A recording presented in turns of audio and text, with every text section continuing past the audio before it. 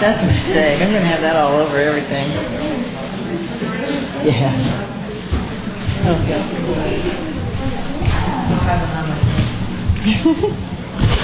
Good afternoon, everybody.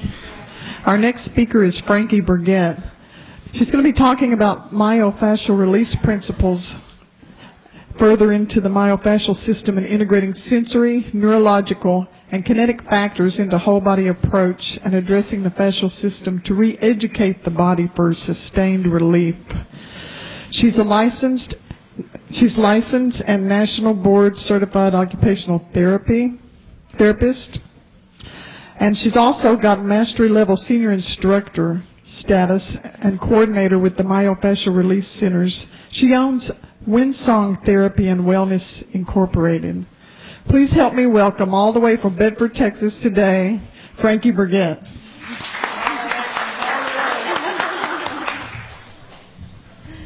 All the way from Bedford, huh? Long track home, huh? Okay, well, I don't think we're going to use that. Three longer. Okay. Well, I'm Frankie, and I'm all the way from Bedford, Texas. Kind of what I want to talk to you about today is the fascial cranial integrated therapy. The type of therapy that I do, I'll be back to this a little bit, tell you just a little bit about me. My original training is as an occupational therapist. And originally when I was in college, I decided to go to work at Parkland because all the things that I was learning in school, I didn't think they were teaching me what I needed to know when I got out into the real world. So I got a job at Parkland. And I was lucky enough to have an administrator or a director who believed in what I was doing at the time, and she got me into a cadaver dissection course at UT Southwestern Medical School with some of the residents. She was going to OT school, and she felt like I could do this, so she got me into this class. And the reason I'm telling you this is because it was probably one of the most profound things that happened to me in retrospect when I look at what I do now. Because my first class, we walked in, and it was me and a couple of therapists, and I'm the only students, so to speak, and a bunch of residents at the medical school. And we had this cadaver laying out in front of us, and the doctor walks in, and he says, the head doctor, our instructor walks in, and tells us how we're supposed to make our initial incision to start the dissection.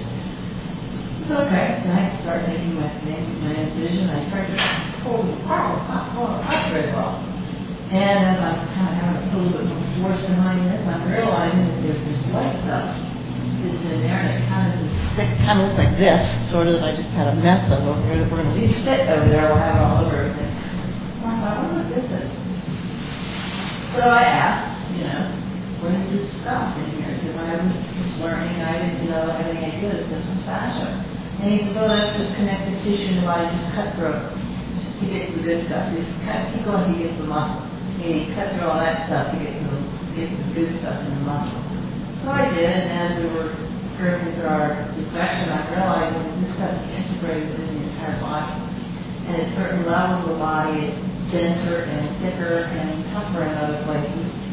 And other places it was a little bit thinner, but it still had the same properties that were fairly consistent for the whole body in that it seemed to be multidimensional and interwoven, much like that stuff back there. And it was very thick and hard and tough to break, or just not thick and hard necessarily, it was more just dense and hard to break through and you couldn't just tear it.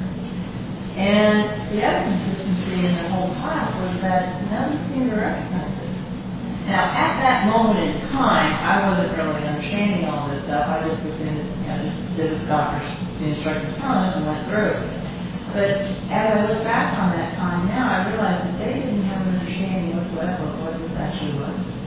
And at the time, when I'm thinking back through looking at trying to cut this stuff, this was around every organ, every nerve, every vein, every blood vessel, every little thing that we were digging out of these bodies. This stuff is around it. in it, around it, through it, everything else, and how much of a supporting structure that it had to the denseness of this stuff and the thickness and the toughness of this stuff is what was so fascinating to me. And as I got out of college and started into my career, I realized that a lot of what we were doing in traditional medicine just didn't seem to be working. You know, theoretically it sounded great. Unfortunately, we seem to be missing a piece in here and it wasn't working. So I got to thinking back on just some of the things I was working with head traumas and a lot of neurological patients and orthopedic patients and PS patients and everybody. And I got to thinking about it. I thought, you know, there's got to be something that goes back to that fascial stuff, that void stuff that was in there that nobody seemed to pay any attention to. And as I started studying and researching a little bit more, I started realizing that one, how little Western medicine really knows about it and recognizes it, and two, what kind of a tremendous impact it does have on the body. Now, I know we gave you all these little tiny Cindercraft things that are kind of fun to put. Did you get one? Yeah. These are kind of a cool little thing to play with. Everybody kind of remembers these when you were kids, I'm sure. And we only charge $10 to get you out of it to get started. But these are a perfect example. If you're very visual like I am, I like toys and I like to have things that are visual. But this is very, very, very much like the way the fascial system works in the body. If you think about something that, like I said, it's similar to this kind of real thin, hairy, fuzzy stuff through your body, like a web throughout your entire body. It surrounds every nerve, every vessel, every cell in our body. But it has a tensile strength of 2,000 pounds of pressure per square inch, similar to a radial tire. And that is not something that you're just going to grab a hold of and just rip through, much like I found out in my course when I was trying to tear this stuff and it was tear. So if you've ever played with these things and you have them on your finger, you'll see that once you get them on there, the harder you pull to get them off, the tighter they get. The tighter it squeezes on your finger, the harder and harder. Until finally, if you are strong enough to just rip through this thing, that's exactly what you just did. You just ripped through it. And you just broke all the other structures that are holding it together. However, if you gently push it together and gently slide your fingers out of it, you get out of it. No force. That's how the fascia works in the body. Anytime that you try to force something, which is what traditional medicine does, what do we do when we stretch and we exercise and we say rub it harder or all this kind of stuff? This is exactly what we're doing. We're trying to force something to happen. But through the myofascial techniques or through the working with the fascial system, it's not something that you can force, but it's something to be recognized. Because again, it surrounds every cell in our body and it has such a tremendous impact on every other system in our body that if you have something that is having this much force applied to it, 2,000 pounds of pressure per square inch applied to it, you can kind of understand that kind of compression force is being applied to a nerve, how it could possibly cause some pain or referred pain. If you have a restriction somewhere, and say maybe down in your back somewhere, and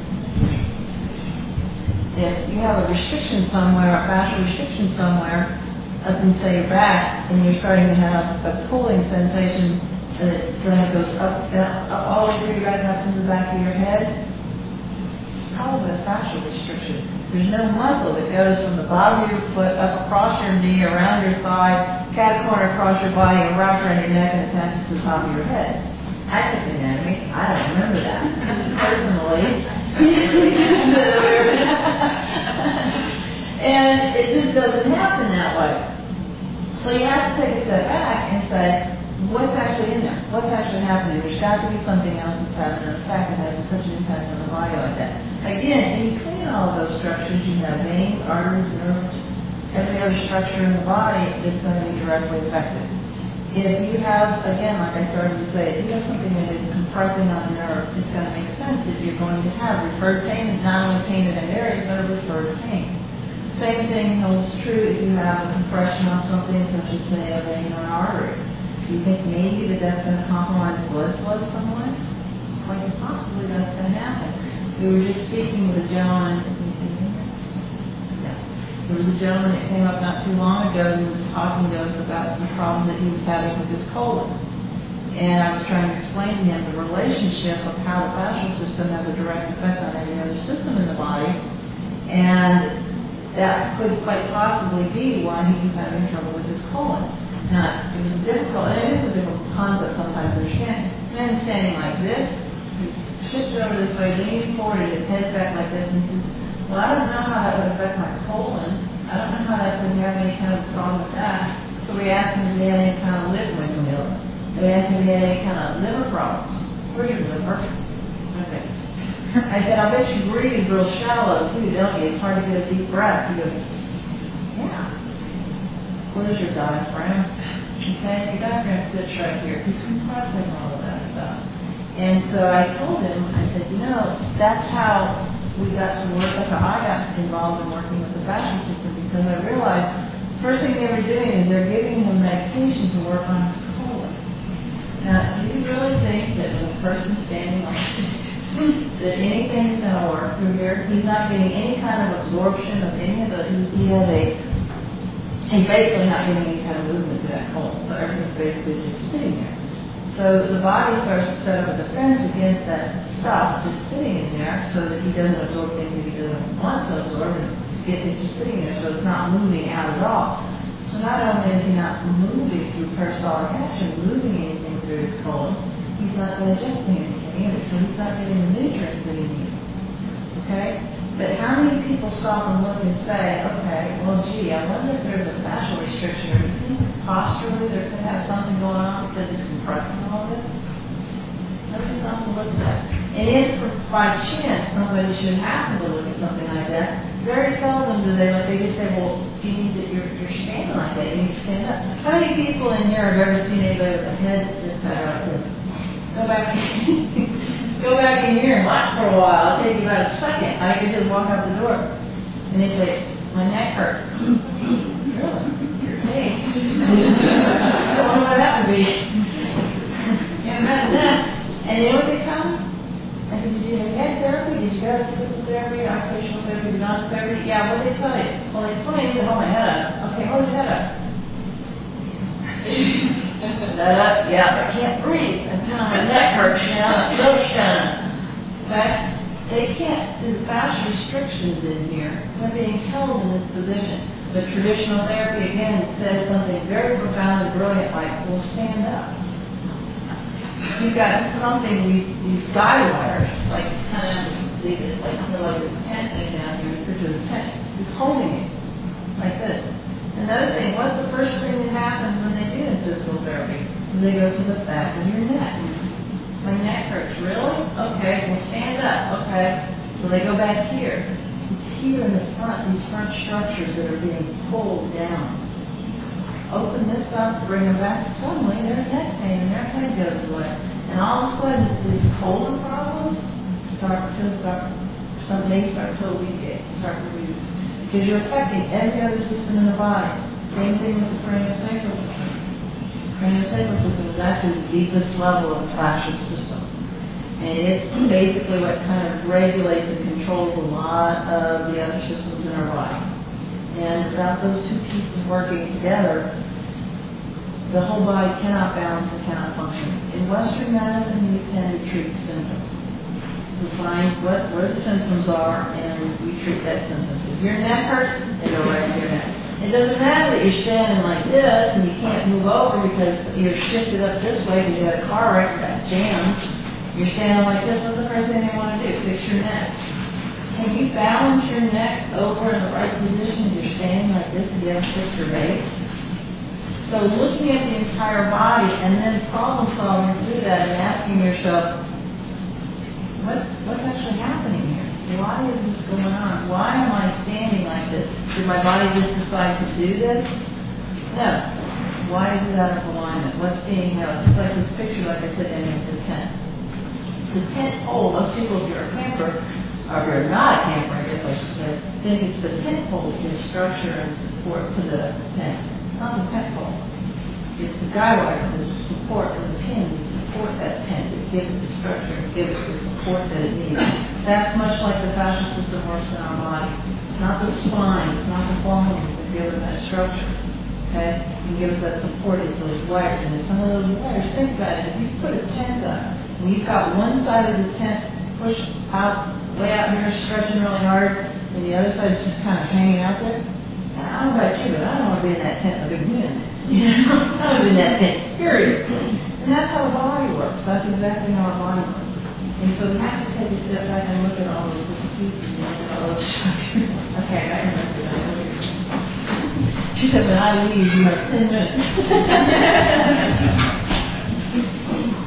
But I think the reason, like I said, kind of going back to what the therapy that I do as an occupational therapist and as a massage therapist, I went into massage therapy because I was wanting to work on horses, and I've been around horses all my life, and I do a lot of work on horses and dogs. And that was one of the ways I could do that, because technically as an OT back 100 years ago, we weren't supposed to touch animals. The OTs and PTs weren't allowed to touch animals under your license, but as a massage therapist we could. Now it's changed and everything's different, but as an OT, I had the opportunity to learn how the body and the systems work. And interestingly enough, when I worked with a lot of head trauma and a lot of head injured patients, and I wish I would have known then what I know now, because I do think that had I been able to understand the craniosacral system, the fascial system better, at that point in time, how much more it would have been effective, how much more effective I could have possibly been with some of these people. I just think that I have it now to go back and look at these things and look at these pieces. But the fascial system is one of the forgotten systems in the body. Most people look at fascia as just being that white stuff that covers the muscle, and you rub it a little bit harder, and it makes everything better. Because most people think of it as just a superficial layer when they think of it, just much like the doctor did at UT Southwestern. It's just that white covering around the muscle. I just finished a talk at the American Academy of Pain Management and Research out in San Diego, the national conference, and I probably had, there were several people in the audience, there was a lot of people in the audience. Most of them were MDs. The majority of them are doctors, DOs too, but the majority of them are MDs, and I was so incredibly amazed at the number of people that came up to me afterwards. Now these are MDs, okay, so obviously they're writing MD behind their name. We hope they've been in medical school. Not one of them, every one that came up said, I've never heard this before. And that's a little scary in a way. I respected that they came up and said that to me, and it was an eye-opening experience, and I was glad to hear that. But on the other side, it was a little bit scary to me to think that you've got these DOs running around, or MDs out there running around out there that had never heard of putting the pieces together about balancing the body and how aligning the spine and seeing, looking at the whole body and what's going on. Are you trying to get yourself? Oh. Oh my God, I should have put it back away there. Does that mean stop? I had back issues, and I had a doctor that came to my shoulder too. And she said, well, your alignment's off. But I can tell my doctor to hold on to it. He can measure my legs. Exactly. And that's the first thing that they do. You know, the first thing they want to do is go back. This is a great example. I love it. I have a patient that had she's almost obsessive compulsive, but she has had so many different things going on with her. She went to 5 different doctors with shoulder pain. Okay? They looked at her, they did everything that was traditionally, supposedly, like they tested everything. Nothing wrong with her neck, nothing wrong with her shoulder, blah, blah, blah, all these different things for her. Everything's fine. So now it's in her head. So we probably better give her antidepressants because she's, this is in her head, and you're probably depressed because of the pain, so let's give you antidepressants. So she goes to a physical therapist. Physical therapist wants to jerk and do all these things with her arm and everything else. She's depressed. It's not getting any better. Well, you're not doing what I told you to do. So now it's her fault because she has pain and she's not doing what she's supposed to be doing. And she's trying to tell him it's inside my arm. It is in here. It is in here. So she comes, it was in her shoulder going down her arm. She's got all these things. Then they want to inject her. They want to say, well, we'll just inject it. So finally, somewhere or another, I'm not sure exactly what she did, she ended up with me. And she walks in, and I'm looking at her standing, and I'm watching the shoulder, and I'm seeing this, and I'm watching her move, and I see her, I said, well, reach over there and grab that for me.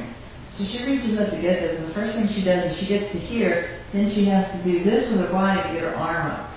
So anybody who's had anatomy and kinesiology that knows half of that much about the body knows that her shoulder blade wasn't gliding and wasn't working right. Nobody looked at her shoulder blade, as far as when we're talking about looking at the whole body and restrictions. Nobody thought to look at her shoulder blade. It was so locked down because she was torsioned in her pelvis because of some repetitive stress stuff she was doing at work, and she was totally locked down. The ribs were locked down, and the side was locking down her shoulder blade.